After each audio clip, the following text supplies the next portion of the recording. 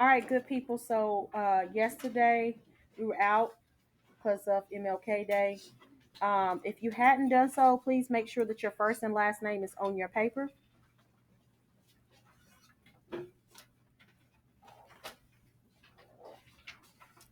This week we are going to answer the essential questions 1 through 4. The warm up, it's gonna be a participation grade if you complete the note cards that we just did. So this is a participation grade to make sure that you complete those note cards. And our homework is makeup work this week. So any makeup work that you have not completed, you need to make sure that you complete by Friday. Friday is the last day that you can submit any type of work, after which it is a permanent zero. I'm going to pause for the calls to give you a chance to write in what your weekly goal is while I write in what we're going to do today. If you haven't finished the test, and there are quite a few of you that haven't finished the test, that grade is going to go in the grade book today. You need to make sure that you complete the test. The testing code is going to be capital letters T, Y, 2. This is a Y, sorry. Let me make that a little bit better. Y, 2, capital T, capital A, number 6, capital C. Okay, please make sure that you finish. You had really all last week, but it needs to be finished today. Okay, it is a SchoolNet test. If you're not finished, please go log into SchoolNet at this time to complete. We've already done our EOG note cards review for today. We did area. Okay, now I am going to go over slope and give you the opportunity to practice how to calculate slope. Yes. Yes, go ahead. Shh. All right. Let me pause for the calls. Let me see how many people need to take that test. All right. So I am going to write the essential questions on the back. Shh. Essential question 1 is, what is the difference between linear and nonlinear equations and functions?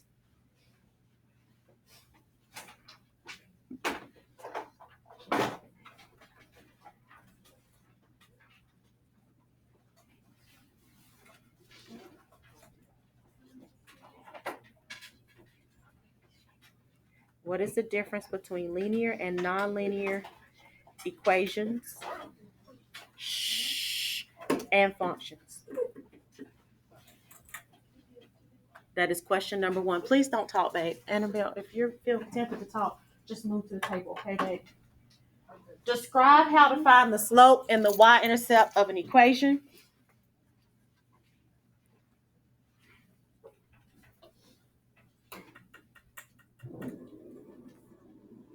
No, you don't. No, absolutely, positively not. I was talking to her. Please don't do that, because I'm trying my hardest to get my wings to go to heaven, but you're making it hard right now.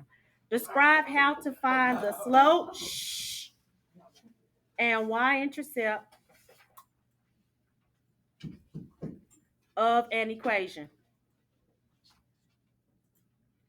Converse, though, you should not be paying attention to me right now. You need to be working on the diagnostic or the what? SchoolNet test. Yeah, but leave them be. I don't care about that. Let them do that. I don't want to participate in that foolishness. All right. Describe how to find the slope and the y-intercept of a line.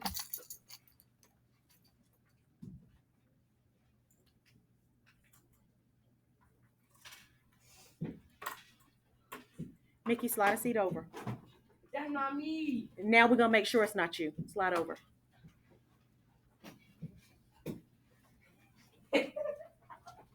Yeah, I came out completely. Yes, it does. Slide over. Describe how to find the slope and y-intercept given 2 points.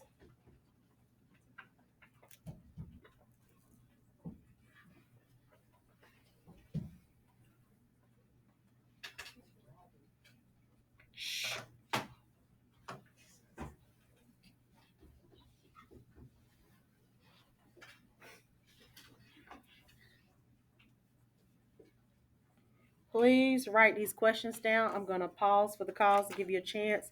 And then we're going to go over how to find the slope between 2 points. All right, here we go. So now we're going to find the slope. Okay, all I got to do is just press cancel. Sorry, you scared me when you just started yelling. It was loud. It was a little loud. All right, here we go. Converse, come to the table, please. All right, so now we have 2 points that we want to find the slope of. When you have, I'm just going to model this real quickly. When you have a graph, pause for the calls. When you have a graph and you are finding the slope of a line, you always pick 2 points that are on that line. Okay? So it's easy when you have a line because all you're doing is using the formula rise over run, which means your rise is how far you go up or down from one point to the next. Your run is how far you go from the left to the right from one point to the next. So if I'm going from this point here to this point here, I use my grid lines. I'm going up, so my top number is a positive number. How far am I going up? That's 1, 2, 3, 4. So I went up positive 4 to get to the same line that that point is on. So my top number is a positive 4. That's my rise. How far am I running? How far am I going to the right? Well, since I'm going to the right, that's also a positive number. So I'm counting. I go from here. That's here to here's 1, 2, 3, 4. So that is also a positive 4. When I reduce that fraction, that is equal to 1. Do not forget in your calculator, when you're trying to reduce a fraction, you type in the top number, the numerator, divided by the denominator, and press math, enter 2 times. That gives you a reduced fraction or simplified integer. You can, babe. All right, so that's how you do that. This time, in these problems, they are giving you ordered pairs. They are giving you ordered pairs. They're not going to hush. Converse, I'm going to ask you to leave it. We're going to do this without graph paper, okay? And I'm going to show you how to do this. Let me pause so you can get settled. Are you working on something else, or are you working on what we're working on, Courtney? Courtney, are you working on this also? Oh, okay, let me pause. Okay, so the first thing that you're going to do to calculate the slope when you're not graphing them, you're going to use the second formula for slope. That's what we're going to write up here. The second formula for slope is M is equal to y2 minus y1. It's y's because your y's is your up and down. Your y-axis goes up and down, so that's the top. Your x's are on the bottom. That's your run. Your x-axis goes from left to right. So we have x2 minus x1. So this is the formula for slope. Bruno, please work, baby. Get this stuff done. Get your stuff done. The test and the diagnostic. That has to be done, babe. Please focus on that. Yes, ma'am. All right. So first thing that you're going to do is you're going to label your ordered pairs. This is x1. This is y1. This is x2, y2. Remember, with your ordered pair, your first number in the parentheses is the x coordinate. The second number of the ordered pair is the y coordinate. You have 2 x's and 2 y's because you have 2 points. This is your first point, x1, y1. Second point, x2, y2. Please make sure that you label. Now we're going to rewrite the formula and substitute the numbers in. So rewriting the formula, we have M is equal to, we have y2 minus y1 over x2 minus x1. Please rewrite the formula. Shh, Manny, focus please, so I don't have to keep repeating myself because you'll be checking out, and then after I finish explaining, you want to ask me what I meant. Please stop doing that and focus when I say it the first time, okay? All right, so we got y2. Which one of these numbers is y2? Very good, babe. Negative 13. So we put negative 13 here in the formula. We substitute. Minus is a part of the formula, so please put minus here. It's negative 15. So who said 13? Annabelle said it wrong. That's okay, baby. 16.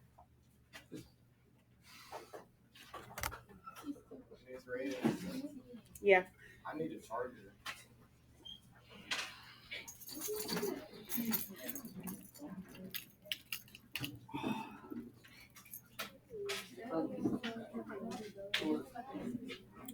Take your hood off, baby. Thank you. You're welcome. All right. So now we have negative 16. Y2 is negative 15. No, I said 15 minutes. Minus Y1, which is negative 16. That's what you should have on the top. On the bottom is X2. X2 is negative 7. Minus is a part of the formula. X1 is 19. So now we're going to simplify on the top. When we simplify this, minus a negative is plus a positive, and this is going to give me a positive 1. If I forget, then I can type this in. I can type this in as a negative 15 minus a negative 16. Okay, and I get 1. Negative 7 minus 19. This is going to be plus a negative. When we do that, that's going to give us a negative what? 19, 20, 21, 22, 23, 24, 25, 26. That's negative 26. This is a reduced fraction.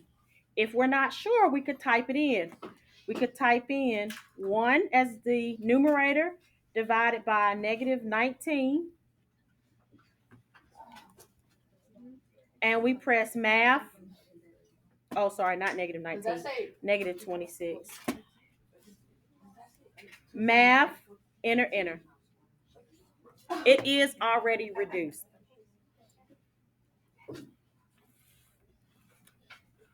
Number 2, let's label.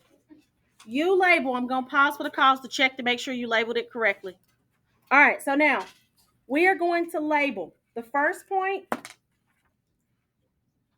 X1, Y1. Second point, X2, Y2. That's how you label. First point, second point. Write the formula. Y2, Y's are on top. Why is Y on top? Because that's your rise. Your Y-axis goes up and down. Your X-axis goes from left to right. X2 minus X1. So now we're going to substitute. On the top, we have negative 1 minus negative 19. That's what you should have on the top. Mickey, you need to be working on that stuff. Okay.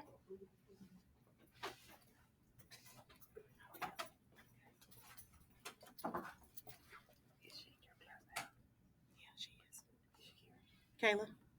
Oh, she's here. No, you're fine, babe. Yeah, you're good. All right. On the bottom, X2 is going to be negative 2 minus X1 is going to be a positive 1. Now we're going to simplify. Minus a negative is the same as saying plus a positive. The signs are different, so you can subtract. When I subtract that 7 from the 19, I get 12. It's a positive 12 because the absolute value of 19 is bigger. If I forget how to do that, I type it in my calculator as negative 7 minus a negative, 19. And again, that gives me a positive 12. On the bottom, I have negative 2 minus 1. This is plus a negative. That's going to give me a negative 3.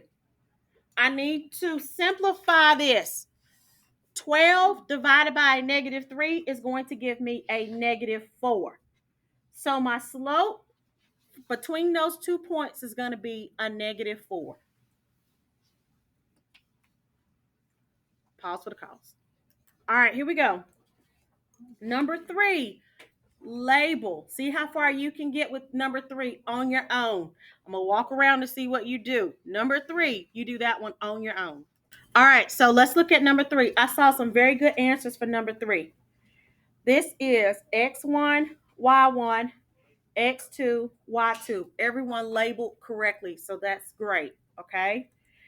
Writing the formula. Everyone wrote the formula correct as well. That's what I saw. Very good job.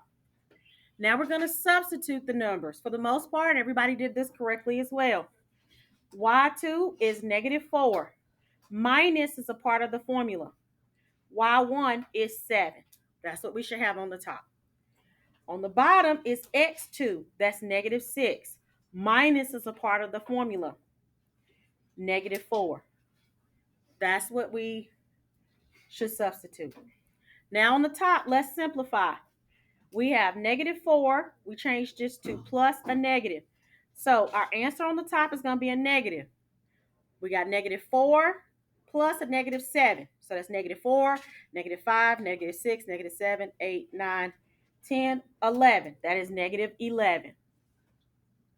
And if you don't remember, please type it in the calculator. Okay? Then we have on the bottom, this is minus a negative, which is the same as plus a positive. If the signs of the numbers are different, then you're going to subtract them. So we're going to subtract 4 from that 6, and that gives us 2. It's going to be a negative 2 because the absolute value of 6 is further away than 4 is. So it's negative 2. When I reduce this fraction, it's going to be a positive answer because a negative divided by a negative is a positive. That is 11 over 2.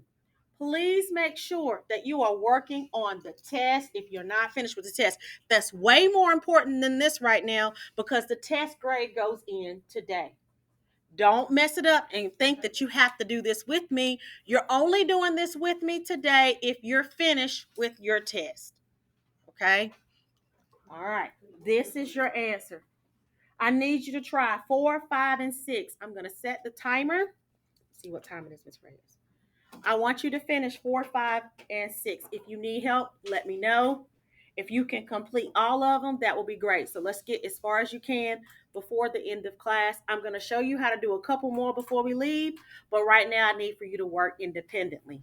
As you need help, you're more than welcome to come and meet me at the table. Only if you need help with this. All right? All right, so look. I'm going to do number 7, this one on the bottom. This is x1, y1, x2, y2. Please copy this one just to make sure. If you're finished with all the way through 7, then you can turn it in. If you're not, you need to finish it for homework. I'm doing 7 right now because I'm doing 7 right now. Y2 minus y1 over x2 minus x1. Make sure we're on the same page. Back table. On the top, y2 is negative 15 minus y1 is 0. On the bottom, x2 is negative 11. Minus is a part of the formula 3. So on the top, this gives you negative 15. Okay?